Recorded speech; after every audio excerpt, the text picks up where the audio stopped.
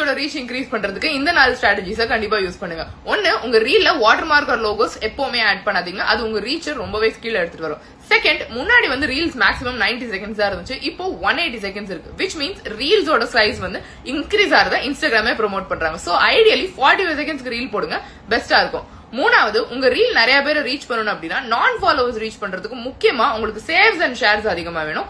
Existing ஃபாலோவர்ஸ்ல இன்னும் நிறைய பேர் பாக்குறதுக்கு லைக்ஸ் அண்ட் கமெண்ட்ஸ் அதிகமா வேணும். அண்ட் இவங்க 2 பேருமே அதிகமா பாக்குறதுக்கு வாட்ச் டைம் முக்கியமா ரொம்ப முக்கியம். சோ உங்க ரீல் ஃபர்ஸ்ட் நீங்க போஸ்ட் பண்ணும்போது ஃபர்ஸ்ட் ஒரு 3 செகண்ட்ஸ்ல ஹூக் எப்படி போடுறீங்க, அதுல இருந்து நெக்ஸ்ட் அவங்க ஃபுல்லா கேட்கற அளவுக்கு எந்த மாதிரி அந்த கியூரியாசிட்டி மெயின்டைன் பண்ற அளவுக்கு அந்த கண்டென்ட் போஸ்ட் பண்றீங்கன்றது ரொம்ப இம்பார்ட்டன்டா பாருங்க. நாலாவது ரொம்ப இம்பார்ட்டன்டா ஸ்டோரிஸ்ல இப்போ கமெண்ட் பண்றது, லைக் பண்றது, ஸ்டிக்கர் டேப் பண்றது எல்லாமே வந்துருச்சு.